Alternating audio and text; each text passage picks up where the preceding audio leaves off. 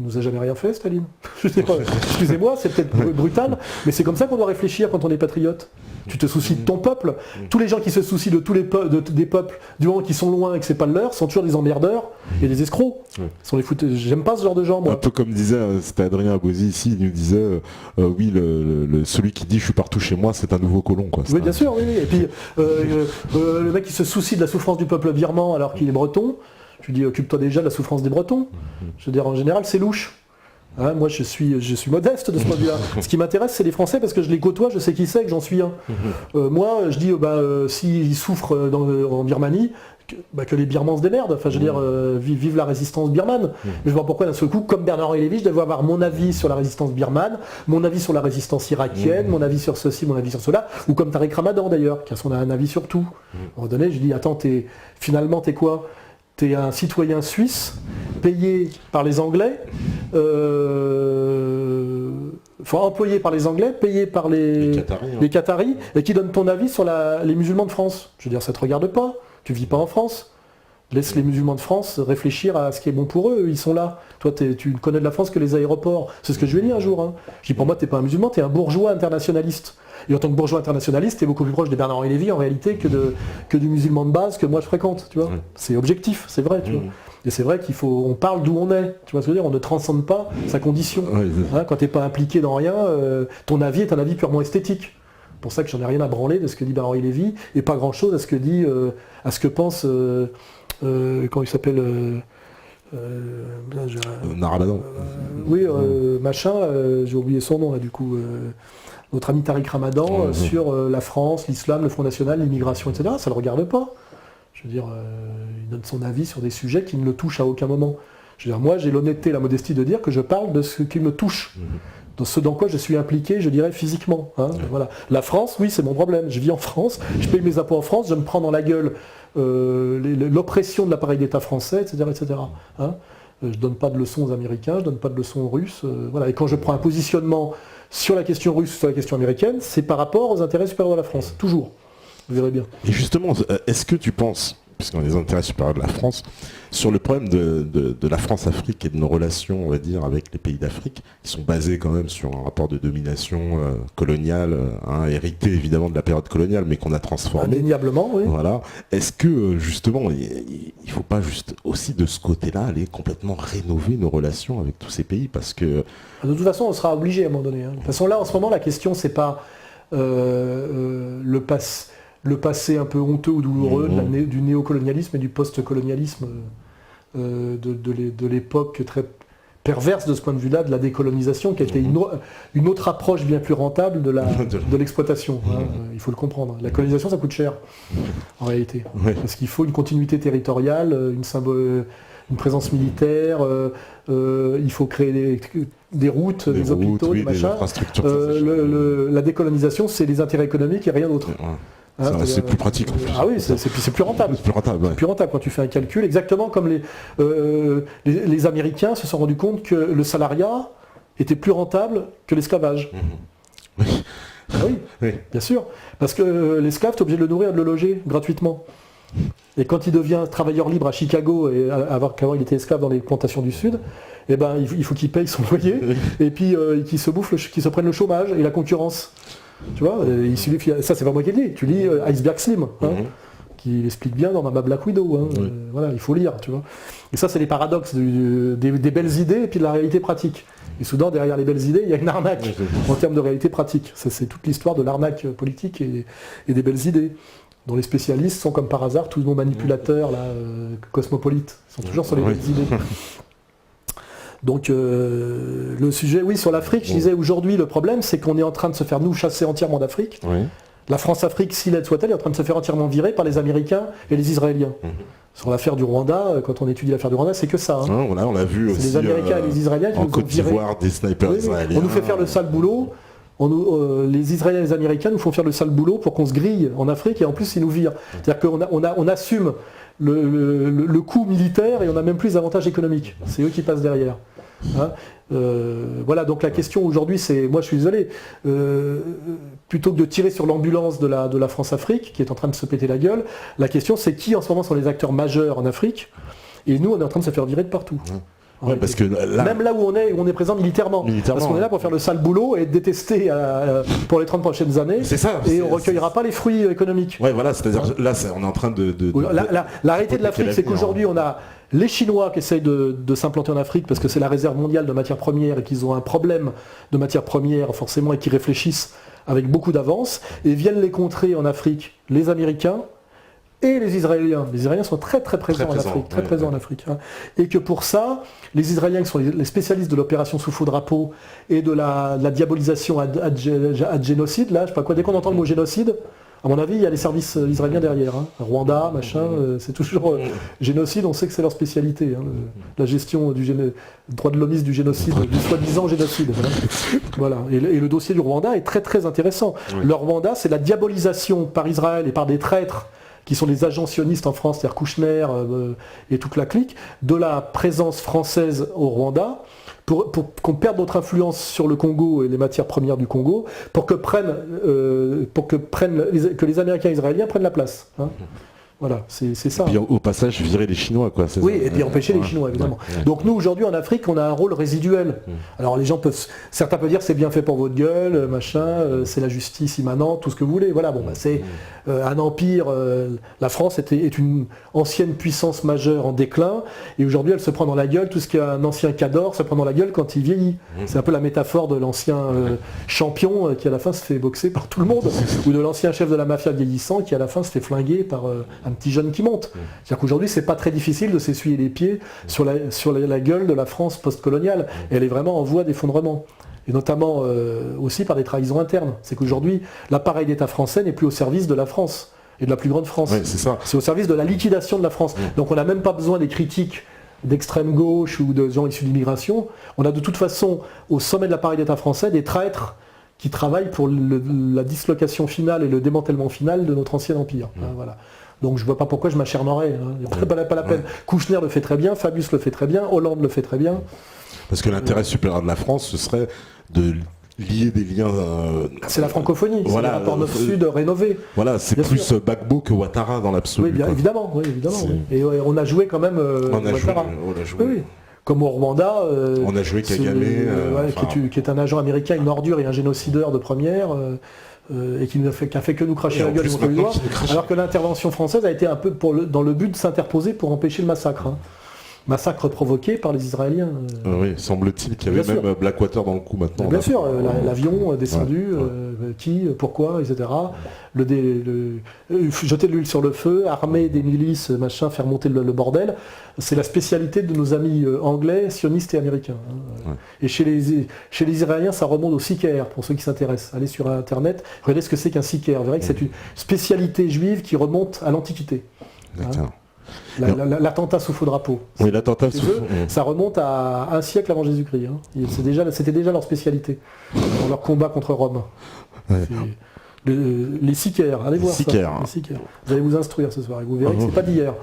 On me parle aussi de l'Algérie, on me dit, c'est vrai que les troupes algériennes sont attendues, je crois, pour défiler. C'est très mauvais signe, je l'avais dit il y a quelques années. Quand on invite un type en général au défi du 14 juillet en France, c'est qu'il va tomber bientôt. C'est pour le flinguer, voilà, c'est ce que les gens m'ont dit. Mais Kadhafi, Assad, et là une présence algérienne, ça veut dire que c'est peut-être le prochain sur la liste. Ouais. Je l'avais dit, mais souvent je suis prophète quand même. Voilà. C'est de mauvais augure parce que la France et l'Algérie, c'est beaucoup plus, c'est incomparable les liens que on peut même pas comparer avec la Libye ou la Syrie. Là, on serait touché directement s'il y avait un conflit que la France impliquée, en tout cas dans une opération militaire contre l'Algérie. Déjà dans l'histoire du fils et tout ça, on sait très bien que derrière la poussée islamiste qui a failli renverser le régime, on va dire, laïque et social et socialiste, la dictature militaire laïque et socialiste algérienne, il y avait déjà les Américains. Donc, leur intérêt était quand même de nous chasser d'Algérie, en s'appuyant sur les islamistes. C'est pas d'hier que les Américains s'appuient sur les islamistes radicaux chaque fois qu'ils veulent nuire à nos anciennes relations avec le monde au sud de la Méditerranée. Hein. C'était déjà ça à l'époque. Ça n'empêche rien au fait qu'il y avait des tas de problèmes, etc. Mais quand effectivement, au sommet de l'appareil d'État français, il n'y a que des traîtres qui travaillent pour les intérêts américains et israéliens, et qu'on sait que la nation algérienne est encore une nation qui fonctionne sur l'ancien logiciel du nationalisme post-colonial, et que ce logiciel-là, le nouvel ordre mondial n'en veut pas, et dézingue en général tous les pays qui sont encore sur ce logiciel nationaliste arabe. Là, on voit, sans dette aussi, il faut le préciser. Oui, avec des fonds souverains et sans dette, bien sûr. Oui, il n'y a que 7 pays au monde, je crois, qui n'ont pas de dette. Et comme par hasard, ils sont tous sur la liste des États voyous et des ennemis et l'axe du mal. Il est évident que l'Algérie, malgré tous ses défauts, est un pays un peu atypique et issu d'une époque qui est en voie d'éradication par rapport au nouvel ordre mondial, qui est un nouvel ordre mondial. Et que le pouvoir algérien, très perfide et très vicieux, essaye de survivre par tous les moyens, par des accointances, des allégeances croisées, des manipulations. C'est un régime qui ne met pas tous ses billes dans le même panier. C'est pas simple. C'est pour ça que moi je ramène pas trop ma fraise sur le régime algérien, parce que c'est pas simple. Il bouffe à tous les râteliers, il joue tout le monde contre tout le monde, avec et contre tout le monde, les Français, les Américains, contre et avec les Marocains quand ça les arrange, contre et avec les Tunisiens. Mais la France, ça serait vraiment déstabilisée quand même. Enfin, j'ose pas imaginer, je sais pas, une guerre autant Algérie, enfin avec la France. C'est pour ça que quand il y a eu la guerre civile en Algérie dans les années 90, la France a fait un gros boulot pour sauver le régime algérien, c'est vrai, parce que c'était très dangereux pour la France, ce basculement, bien sûr, oui. Voilà, ça il faut en tenir compte. C'est pour ça que la France a armé, a aidé militairement et à crédit l'Algérie à l'époque, parce que le régime algérien qui tombait, c'était aussi très dommageable à la France. La France avait des intérêts là-dedans, évidemment. Ouais. Beaucoup plus. Mais ça, on a le recul aujourd'hui pour analyser tout ça. À l'époque, c'était compliqué de comprendre tout ça. Moi, je me suis scandalisé à l'époque, je dois le dire, sans recul, quand le régime algérien a suspendu les élections démocratiques après le premier tour où le fils était arrivé. Je me suis scandalisé, j'ai trouvé ça scandaleux, etc.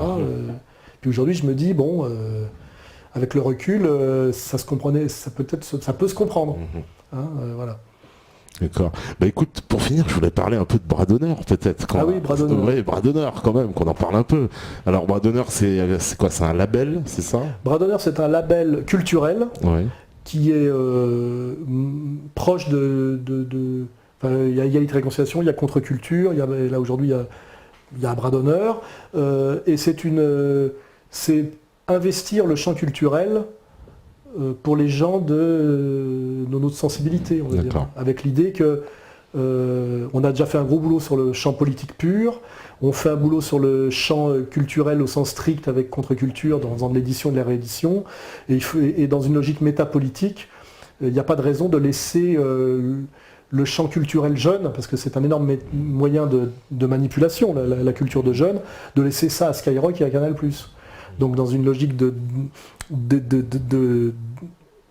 croissance, et à un moment donné, on crée effectivement un label culturel pur, et ça s'appelle Bras d'honneur, et c'est essentiellement musical au départ, mais ça peut être même plus que ça, parce qu'effectivement, notamment on voit qu'un des outils de communication, de propagande et de culture politique aujourd'hui au niveau de la jeunesse, c'est par exemple le rap. Donc moi je ne suis pas du tout passionné par le rap sur le plan musical, mais je reconnais que c'est un énorme vecteur politique auprès des jeunes. Donc plutôt que de laisser ça à Skyrock et aux amis de Joe Star, là aussi je ne vais pas tirer sur un corbillard, et parce qu'il y a une pression, il y a beaucoup de jeunes qui aiment le rap, qui s'intéressent à ce que je fais, etc.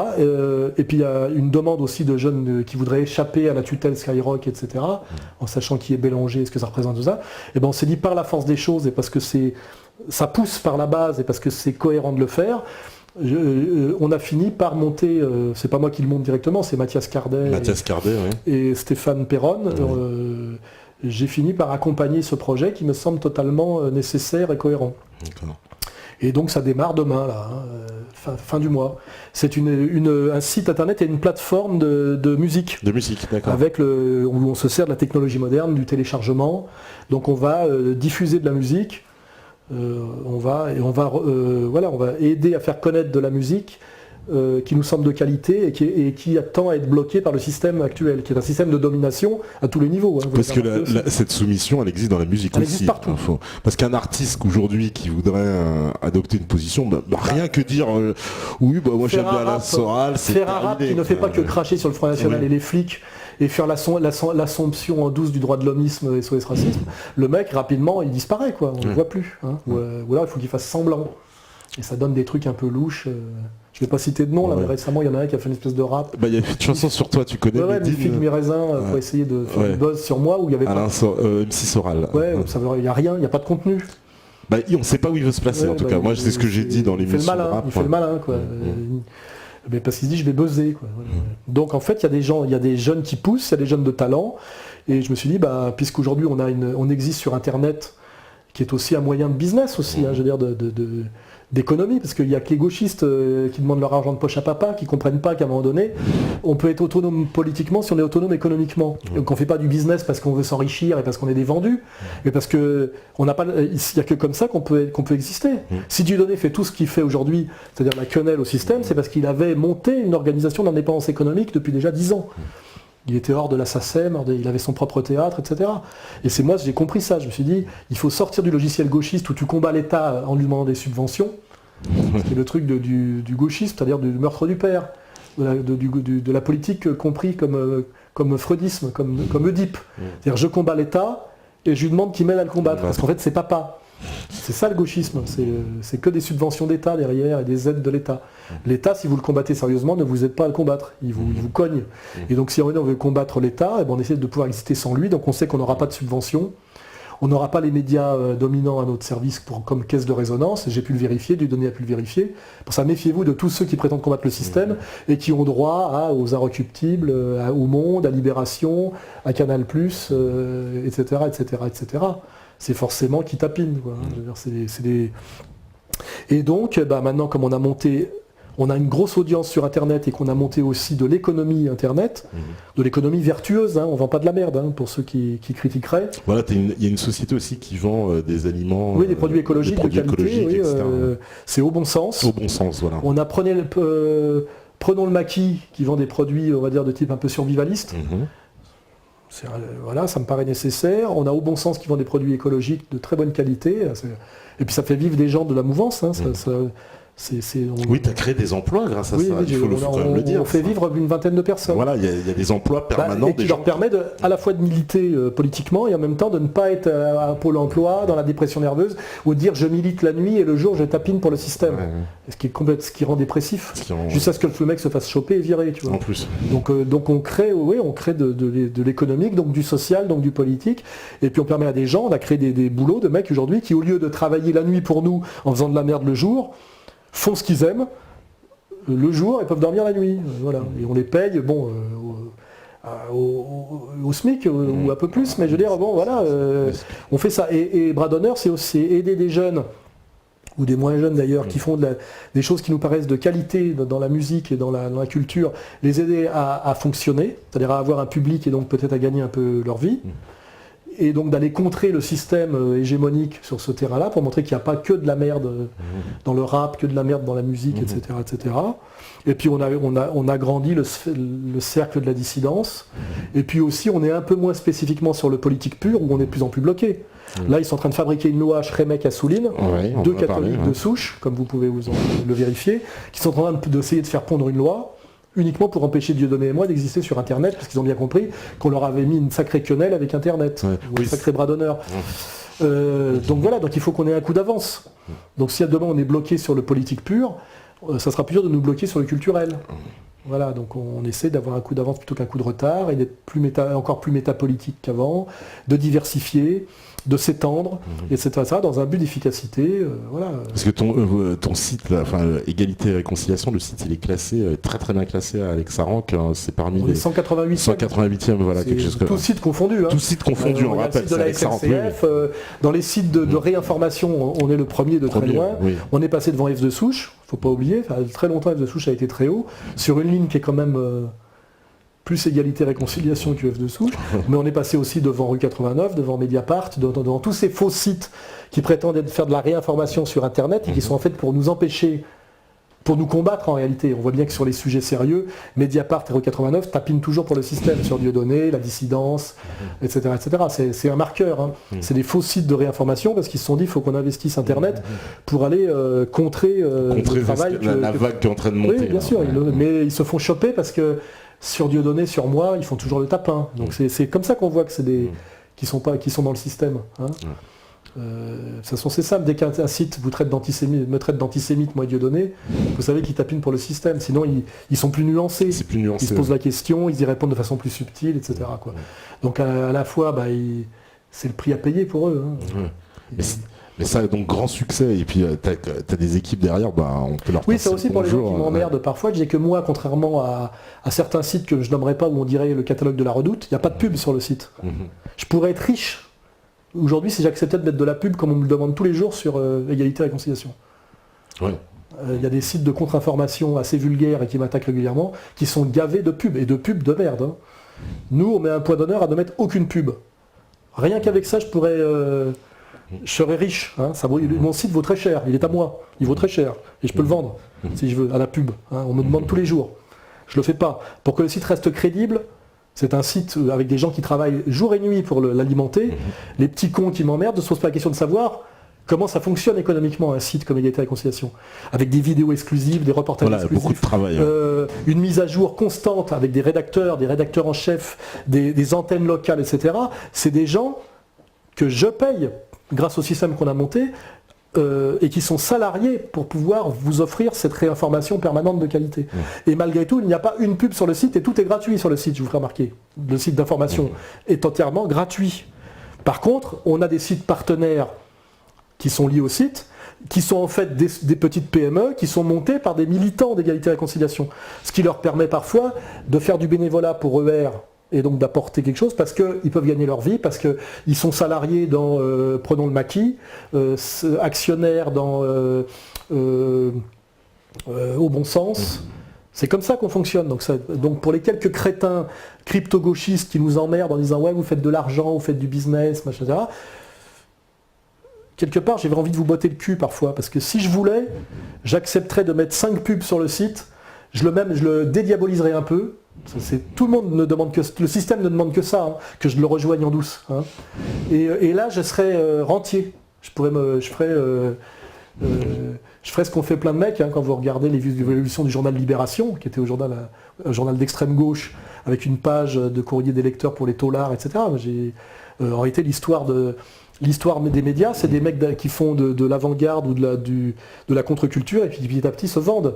C'est l'histoire de Virgin. Hein. Virgin, c'est un label de musique underground qui édite Robert Wyatt, des musiciens dont personne ne veut au départ. Et puis à la fin, ça donne, comment il s'appelle, Branson là Branson, ouais. Branson, qui monte une compagnie aérienne et qui est multimilliardaire. Voilà.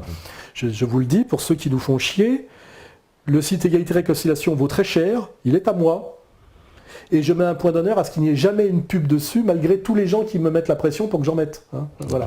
Mais il y a des sites partenaires, et ces sites partenaires font tous partie de la mouvance. Hein, voilà. Donc cela, ça s'appelle de l'économie militante vertueuse. Hein.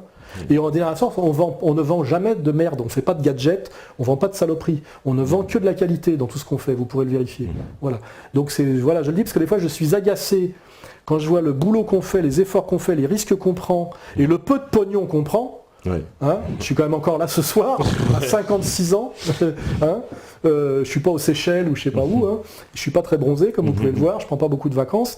Alors évidemment, je suis pas clochard. Hein, je ne suis pas Jésus.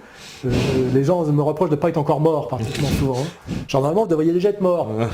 Non, ben oui, je suis désolé, mais je suis un peu héroïque, mais aussi un peu stratège.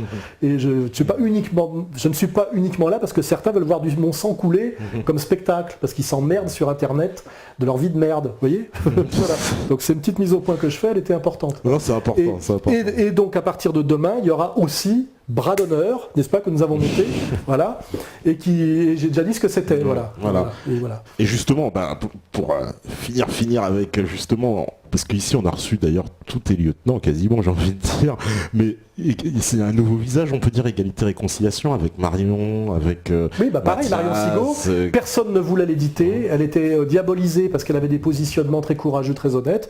Un jour elle m'a contacté, j'ai regardé ce qu'elle faisait, j'ai trouvé que c'était honorable, et je veux dire, grâce à égalité-réconciliation, Marion Sigaud a une deuxième vie dont elle a toujours rêvé, elle fait des conférences, elle dédicace des livres, elle en vend. Et je veux dire, je suis très content parce qu'elle nous amène de la qualité. Et c'est ce qu'on appelle, c'est la mode, l'échange gagnant-gagnant. Oui. Je veux dire, tout ça est vertueux. Ça existe, des choses vertueuses.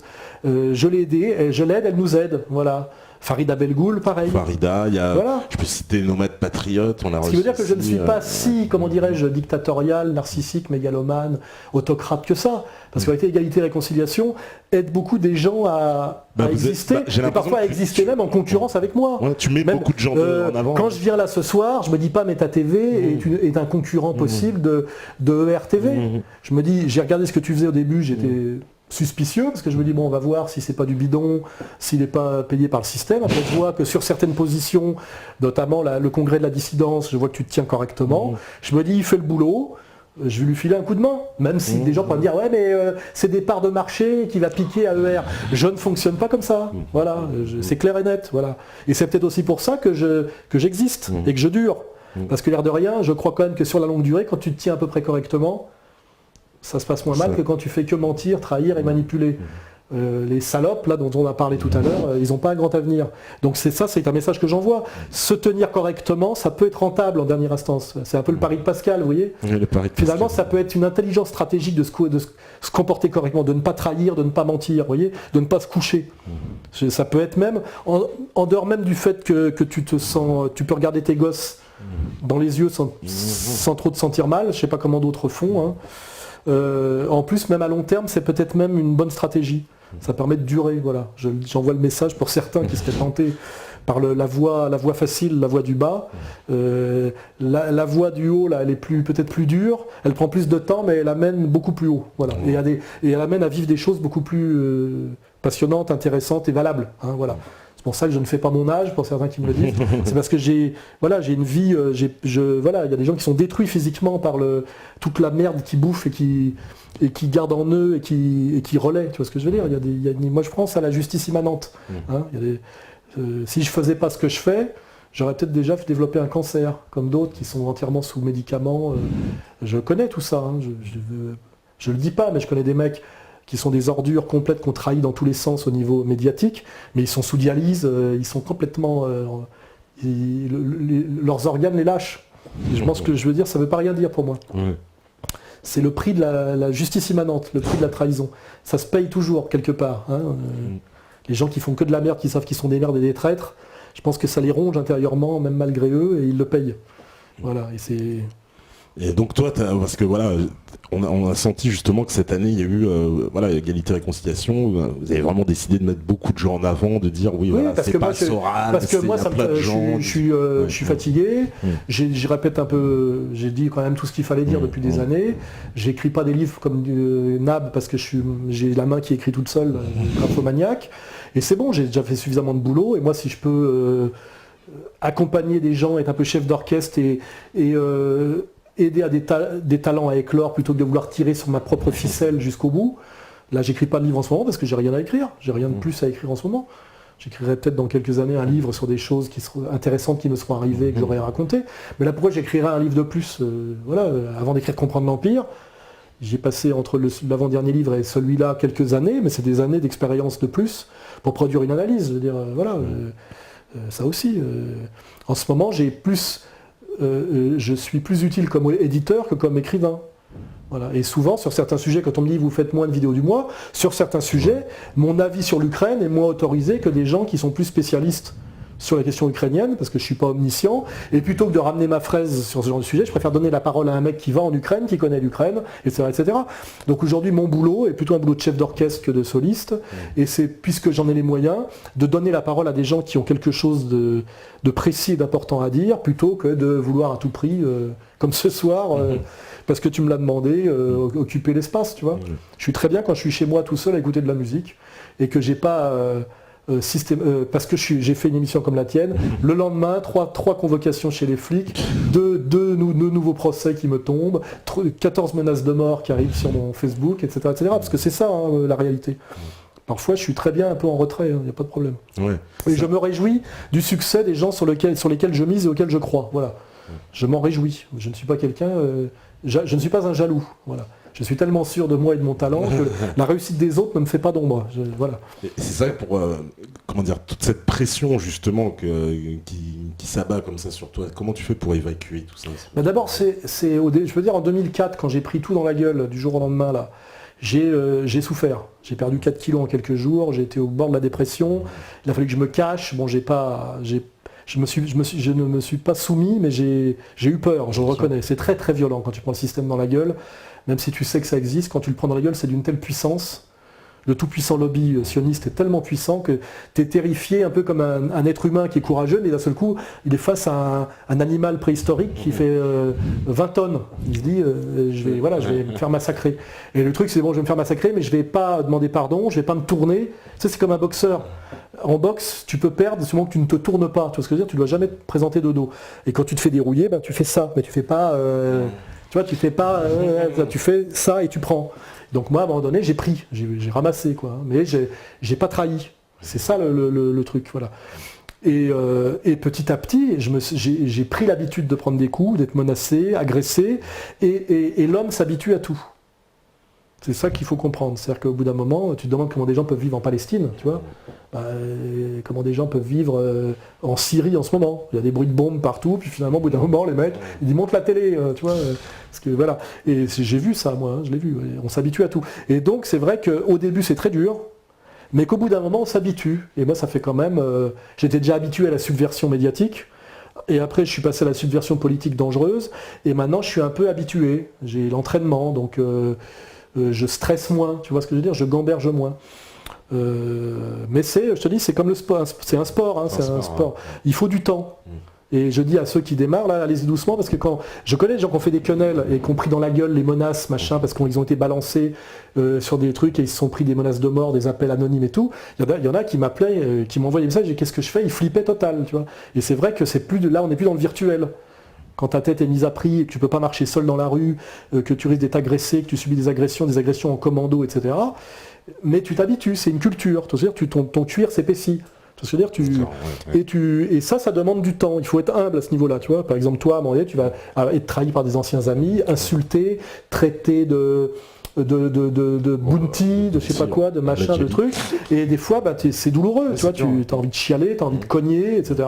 Mais soit tu quittes le combat, si tu fais pas le poids, en fait c'est un peu comme dans les sports et tout ça, soit tu dégages de la dissidence parce que c'est trop dur, soit tu te renforces, tu t'épaissis le cuir, et puis à la fin tu dis ouais, aujourd'hui j'ai reçu 15 menaces de mort, 3 insultes, 2 appels anonymes, une convocation chez les flics, une chez les juges d'instruction, mais j'ai aussi reçu 20 mails de soutien, et tu te dis bon c'est ma vie quotidienne, tu vois ce que je veux dire, tu dis bon c'était comme ça aujourd'hui, tu vois. Et puis tiens, je vais au tribunal, machin, tiens, la condamnation, tiens, les frais de justice. Enfin, tu vois, un mec moyen, quand il reçoit une convocation chez les flics ou au tribunal, il flippe.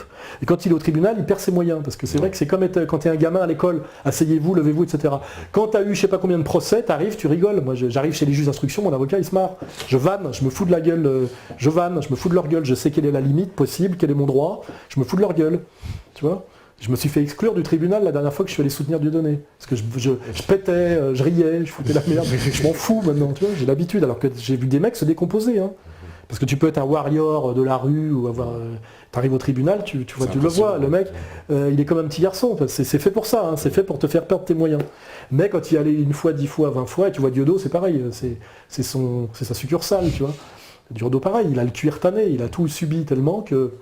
Il dit en ce moment, moi je lui dis t'as combien de procès, on compare, voilà combien d'amendes, machin. Tiens, t'as vu l'article sur toi et sur moi, toi t'es le fils d'Hitler, moi je suis le fils de Goebbels, tu vois, on se marre, tu vois, on dit t'as vu tel journaliste a dit telle saloperie, le petit je sais pas qui de Cône t'a craché dessus, il a craché sur toi, sur moi.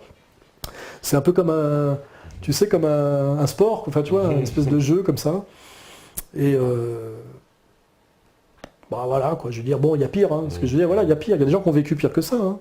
On est d'une génération qui n'a pas fait la guerre, tu vois.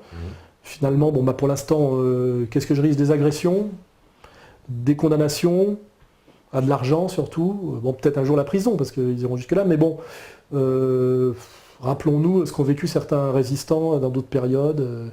Tu vois, les goulags, le camp de concentration, la torture physique, la mise à mort, etc. Enfin voilà, donc il faut relativiser. On a été élevé dans une société de confort incroyable et de consommation, et finalement on fait de la dissidence qui correspond à la société dans laquelle on est, quoi.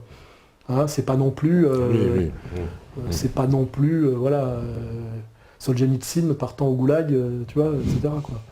Donc voilà, c'est violent et c'est pas à la portée de tout le monde de le vivre au jour le jour, mais c'est, comment dirais-je, c'est faisable. C'est supportable quand même. Ça demande un petit entraînement. Allez-y doucement. Ce que je dis, au début, allez-y doucement. Sinon, vous allez exploser en vol. Les 3/4 des mecs qui sont partis trop vite, trop fort. Première convocation, flic, tribunal, machin, ils explosent. Leurs femmes les quittent. Tu vois, il y a un truc, parce qu'il faut y aller. Step by step. Hein. C'est comme un sport de haut niveau. Hein. Au début, vous faites combat challenge du premier round, et puis après, vous passez pro, puis après, vous commencez à aller au titre. Mais vouloir boxer, faire un championnat du monde alors que vous avez commencé la semaine dernière, c'est vous risquez la civière. Voilà. En tout cas, jolie métaphore. Merci Alain d'être venu, hein, vraiment. Voilà. Oui, on a fait le boulot là. Ah, on a fait le boulot là. Hein. Et puis je pense que les métanautes là sont heureux pour cette soirée, hein, parce que tu étais quand même, faut le dire, certainement la personnalité la plus demandée. Il n'y a pas, je crois, un soir où on me demande c'est quand que t'invites Alain Soral. Donc voilà. Non, mais j'ai fini par venir. Ouais. Voilà, merci. J'ai mis un peu de temps parce que d'abord je peux pas dire oui à tout le monde. Hein. Les gens maintenant ils se disent tiens, on va dire invité Soral, ça va nous faire le buzz, ça va nous booster. Je peux pas non plus aller faire spot publicitaire pour tous les mecs qui se lancent. Je suis pas débile non plus, tu vois. Les mecs ils disent j'ai un blog et ils sont 300. Je suis pas homme sandwich quand même, tu vois. Mais bon, là je vois que tu as fait le boulot. Il y a un vrai travail, il y a une vraie respectabilité, il y a une qualité, il y a une constance. C'était mon devoir de venir aider parce que plus on est nombreux, plus on est fort. On n'est pas en concurrence, c'est ce que j'ai expliqué depuis le début. J'ai dit il faut qu'on soit le plus nombreux possible pour que l'ennemi soit un peu déstabilisé, pour que on sera plus fort chacun si on est nombreux, j'ai toujours dit. Parce que quand tu as 10 mecs qui sortent en même temps de la tranchée, c'est dur de les flinguer. Si on sort les uns après les autres, en disant c'est moi le cador, c'est moi le cador, le sniper, il nous bute tous les uns après les autres. Donc on a intérêt à multiplier les dissidents, mais les dissidents de qualité. Je ne peux pas non plus filer un coup de main à n'importe quel guignol qui prétend à n'importe quoi. Il faut faire un peu ses preuves. Voilà. On finira là-dessus. Écoute, merci. Allez, salut à toi. Alain, merci d'être venu. Merci à toute ton équipe aussi, à Égalité Réconciliation, puisqu'on travaille souvent avec eux. Et merci à vous tous sur le chat, hein, tous les métanautes habitués, tous les modérateurs. Et puis après, on verra les commentaires demain. Oui, voilà, oui, ça va s'analyser. Bon, il y a eu certainement quelques trollages, je l'imagine. Je m'en fais pas. D'ailleurs, on a notre record d'audimat à Méta TV. Tu vois, tu peux me dire, on a eu plus de. C'est ça qui fait chier. Ouais. C'est ça que j'adore, c'est les gens qui disent. Tu sais pourquoi vous écoutez ce connard, machin, etc. J'ai dit, il y a quand même un truc, c'est qu'il y a des gens qui m'écoutent. Ah il y a des gens, là on peut le dire, record de débat absolu. Et ceux d'ailleurs qui me détestent. Ils me détestent, mais ils vont voir. Oui, moi j'ai toujours dit, tu sais, j'ai une boutade dans l'émission, je dis, mais Soral c'est comme la Starac, tout le monde en parle, tout le monde dit qu'il ne regarde pas, mais tout le monde déteste, mais tout le monde regarde. Ils nous disent, ils regardent tous, mais ils nous disent, oui, mais non, mais j'aime pas. Mais ils regardent toutes tes vidéos, je te le confirme, même tes plus grands pourfendeurs, ils me disent, oui, non, mais j'ai regardé la vidéo. Bon, alors tout va bien.